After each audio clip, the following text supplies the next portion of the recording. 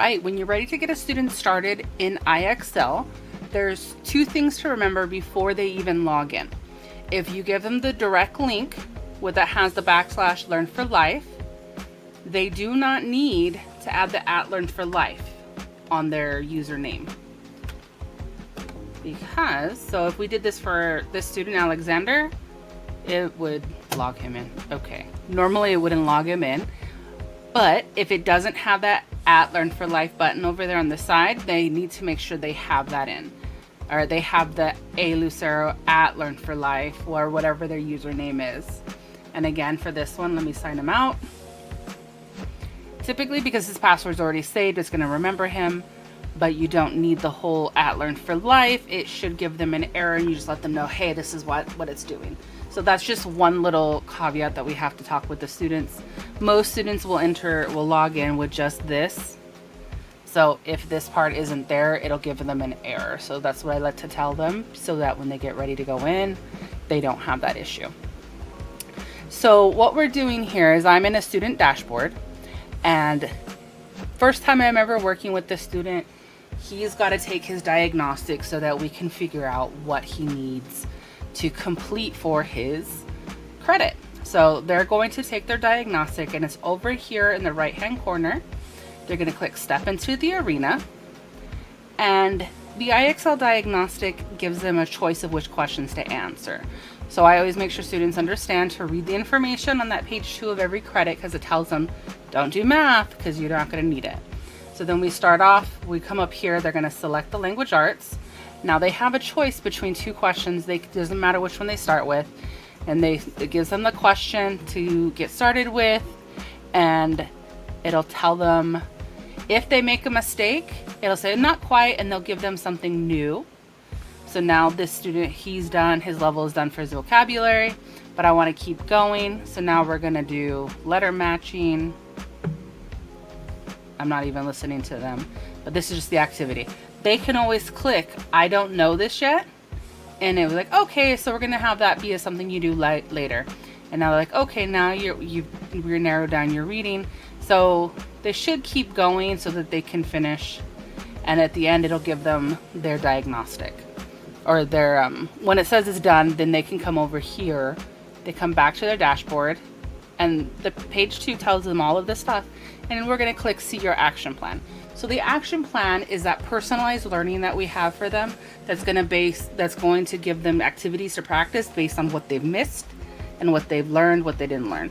So it always includes a math one but this, obviously they're not doing it. So then we're going to scroll down to English, and I haven't done enough because this is my son. I don't use this account very often, but here he's got his vocabulary. So there's 2 activities that he can do there, and generally want them to do a couple of activities. So I'm going to go pull up a plan that has more than this so we can continue talking about that. Okay, so I've come back to my account, but what you can do is you can actually see student dashboards from here. So if you go to your My IXL and click at student dashboards, you can select which students you want to look at. So I'm going to pick Shakiba because we do a lot with her, and we're going to click on her action plan.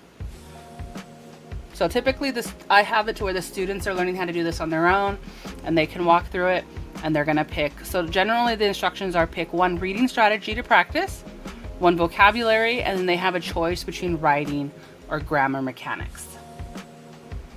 So we're going to go ahead and pull up page 2 or 3 of the credit. So you can see it walks them through how to get to everything and what they need to do. So they only have to take a diagnostic. Let me make this bigger.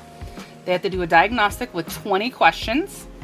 This is to prevent them from doing too many questions, and also to help them move forward with the activities. So sometimes the diagnostic will ask them to do more, sometimes they'll ask them to do less.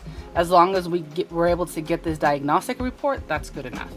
So once they've done that diagnostic, they can check it off, and then they have to write their 3 activities. So remember, it's 1 from reading, 1 from vocabulary, and they have a choice of writing or grammar. And to make it easy, all I have them do is grab the 3-digit code, because I'll show you what that looks like in a minute. That 3-digit code is all they have to type in order to look for that activity. So let's try that. So over here, Shakiba's gonna click that 3-digit code and just hit entered, and it's gonna pull it up. So this is the activity she has to do.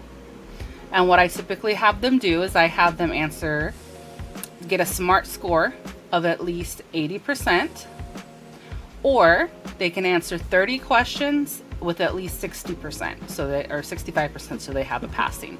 Some students will go really fast, so if you don't have a passing score, that's not enough.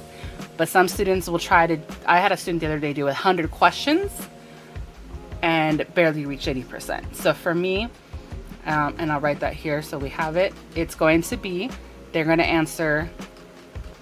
get to 80% or 30 questions at 65%.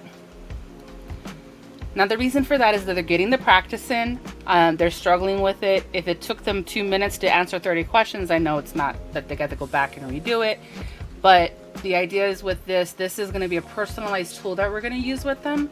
So some of them we're going to take 2 hours to answer 2 questions. Some of them are going to take 2 minutes to answer 60 questions.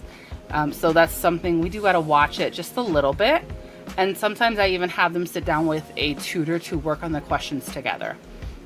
Now, while they're working through this, it's got some audio for them they can hear. There's some questions will have an example for them. Some questions will have a video that can walk them through it. And they're just going to try their best.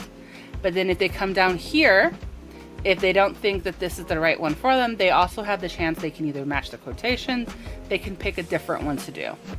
And I try to put that in the hands of the students to let them know, hey, look, this is something that you might be struggling with, you're not ready there yet, so let's try something else that prepares you for that.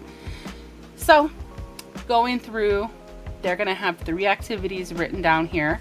They're going to do those 3 activities, reaching 80% or 30 questions, and then that's going to be their IXL. Some students have 10 minutes of practice, some students have 2 hours of practice.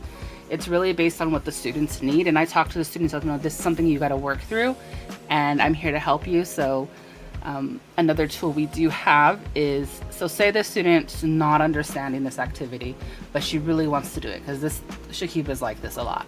So I can say, hey, let me start a group jam and we'll work on it together. You don't always have to do a group jam, but I like to see what's on the screen at the same time, and we'll work together with it. And then eventually she'll work towards doing it on her own. And that's just as good because that's practice with them. Sometimes they get frustrated, but all of this is designed to help them through their IXL.